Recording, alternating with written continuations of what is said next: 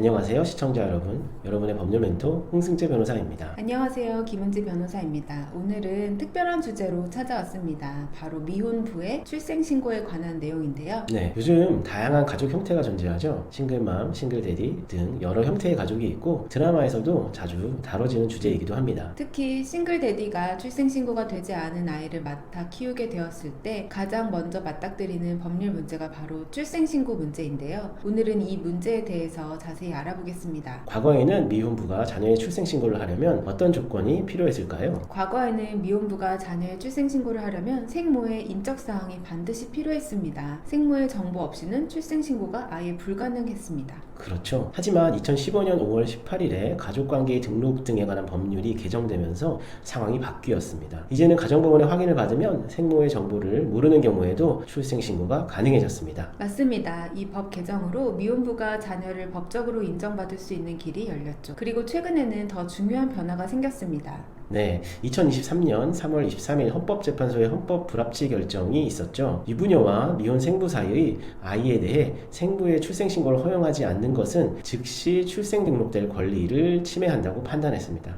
이에 따라 늦어도 2025년 5월 31일까지는 입법자가 개선 입법을 이행해야 합니다. 이 헌법재판소 결정의 의의는 무엇인가요? 이 결정은 매우 중요한 의미를 가집니다. 현재는 태어난 즉시 출생 등록될 권리가 헌법상 보장되는 기본권이며 이는 자유권과 사유권의 성격을 동시에 갖는 독자적 기본권이라고 최초로 판단했습니다. 그렇군요. 이는 모든 아동의 권리를 보호하는 중요한 진전이라고 할 수 있겠습니다. 헌법재판소는 개선 입법의 방향도 제시했다고 들었습니다. 네, 두 가지 방향을 제시했습니다. 첫째, 어머니나 그녀의 남편이 정해진 기간 내에 출생신고를 하지 않을 경우 생물학적 아버지가 혈연관계를 증명하여 인지 효력이 없는 출생신고를 할 수 있도록 하는 방안입니다. 둘째, 출산을 담당한 의료기관 등이 의무적으로 어머니와 자녀에 관한 정보 등 출생신고에 필요한 사항을 미리 수집하고 이 정보를 출생신고 담당 기관에 보내 출생신고가 이루어지도록 하는 방안입니다. 그럼 실제로 미혼부가 출생신고를 하려면 어떤 절차를 밟아야 할까요? 먼저 가정법원의 확인을 받아야 합니다. 신청은 미혼부 본인의 등록기준지 또는 주소지를 관할하는 가정법원에 해야 합니다.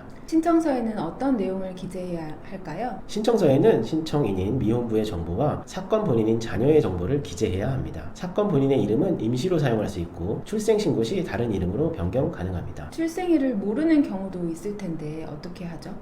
정확한 출생일을 모를 경우에는 출생 추정 연월일을 기재해야 합니다. 이는 출생신고 시 출생증명서에 가름하는 확인서의 필수적 기재사항이기 때문입니다. 신청 이후에는 무엇을 써야 할까요? 네, 신청서의 신청 이후에는 모의 인적사항을 알지 못하고 사건 본인의 존재를 알게 된 경위와 사건 본인을 인수하여 보호하게 된 경위를 구체적으로 기재해야 합니다. 생모에 관한 요건도 있다고 들었습니다. 네, 몇 가지 중요한 요건이 있습니다. 첫째, 모가 명백히 외국인이 아니어야 합니다. 둘째, 모의 인적사항을 알 수 없어야 합니다. 셋째, 모가 타인의 법률상의 처, 그러니까 유부녀가 명백하게 아니어야 합니다. 만약 생모가 다른 남성과 혼인 중인 경우에는 어떻게 되나요? 그 경우에는 출생자가 다른 남자의 친생 추정을 받게 됩니다. 따라서 친생 부인의 소에 의하여 친생 추정 사실을 깨트리지 않는 한 미혼부의 자녀로 출생신고를 할 수 없습니다. 하지만 이 부분은 앞서 말씀드린 헌법재판소 2021 헌마 975 헌법 불합치 결정에 따라 개선 입법을 기다리는 상태입니다. 또한 중요한 것은 신청인과 사건 본인 그 자녀 사이의 혈연 관계를 증명하는 것입니다. 어떤 자료로 증명할 수 있을까요? 유전자 검사나 친자관계 확인 결과 같은 혈연관계 소명 자료가 필요합니다. 이를 통해 신청인과 자녀가 친자관계임을 증명할 수 있어야 합니다. 가정법원의 확인을 받은 후에는 어떤 절차를 밟아야 할까요? 가정법원의 확인을 받은 후에는 미혼부 본인이 직접 출생신고를 해야 합니다. 신고는 자녀의 출생지 또는 미혼부의 주소지, 관할 시구 읍면사무소에서 할 수 있습니다. 출생신고 기간에 제한이 있나요? 미혼부의 출생신고는 인지의 효력이 있는 창설적 신고이므로 신고기간 제한이 없습니다. 일반적인 출생신고는 출생 후 1개월 이내에 해야 하지만 이 경우는 예외입니다. 출생신고 시에 필요한 서류는 무엇이 있나요?